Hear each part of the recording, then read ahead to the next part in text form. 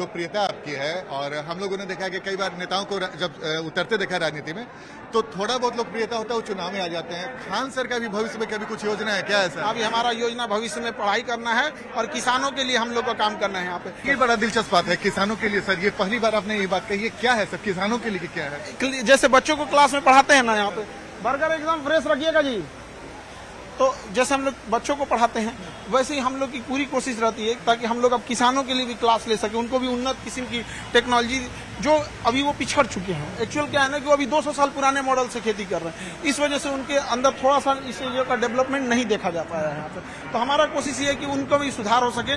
जिस दिन किसान अपना 4 व्हीलर पे घूमेगा उस दिन समझ जाएंगे कि हमारा देश सोने की चिड़िया है यहाँ पर। अब देखिए कोई किसान है वो सब्जी बेचा है, अगर उस शाम को गया सब्जी बेचने के लिए, नहीं बिका तो उसका सब्जी खराब हो जाएगा, तो कुछ गिद्ध लोग उसकी सस्ते खरीदने के इंतजार किए होंगे। हर गांव में अगर कोल्ड स्टोर खोल दिया जाए, वापस ले आके कोल्ड स्टोर में रख देगा, अगले दिन क्यों सस्ता में बेचेगा?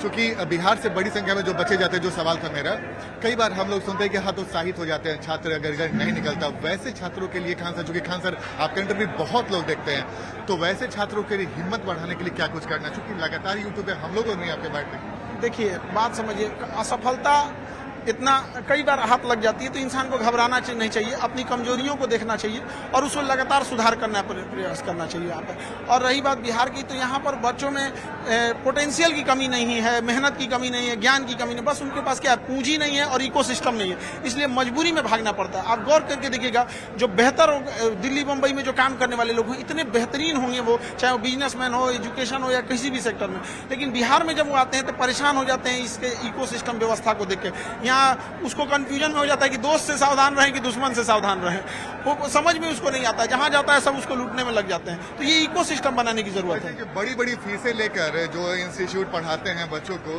खान सर उससे काफी कम रहते हैं, तो ये कैसे ये रुकेगा? कैसे बच्चों का समस्या ये कैसे दूर होगा? देखिए हम बड़ी बड़ी फीस वालों के लिए यही कहेंगे, भैया अगर आपको बिजनेस ही करना है तो कोई बिजनेस कर लो, पैसा कमाना है तो बिजनेस ही कर लो। एजुकेशन से क्या जरूरत है पैसा कमाने की, ये बच्चों के लिए है। यहाँ पे पिज्जा कैसा है जी?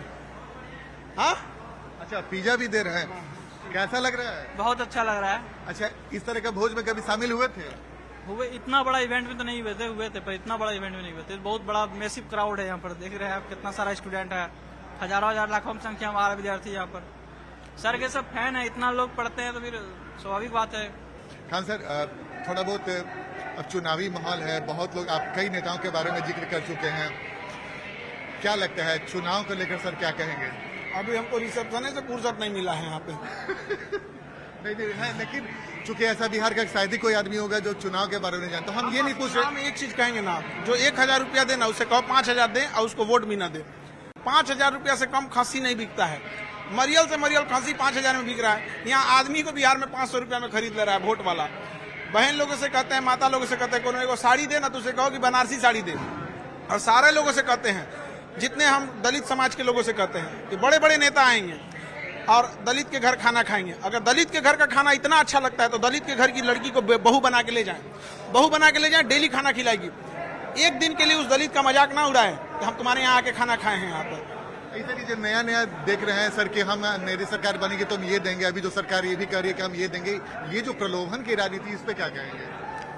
पहले तो हम सरकार से कहेंगे नेपाल में 3 गो बांध बनाएगी, बाढ़ कंट्रोल हो। महिलाओं के उत्थान की बात करने वाले से कहते हैं महिलाओं के लिए 5 यूनिवर्सिटी खोल दीजिए। हर जिले में 50-100 एकड़ जमीन लेके एक मार्केट खोलिए, चारों ओर बाउंड्री रहेगा, उसमें केवल दुकान महिलाएं ही लगाएंगी ताकि महिलाएं अपने पैर पे खड़ी होना सीखे, चाहे बिजनेस हो, चाहे नौकरी हो, चाहे कहीं पे भी यहाँ पर।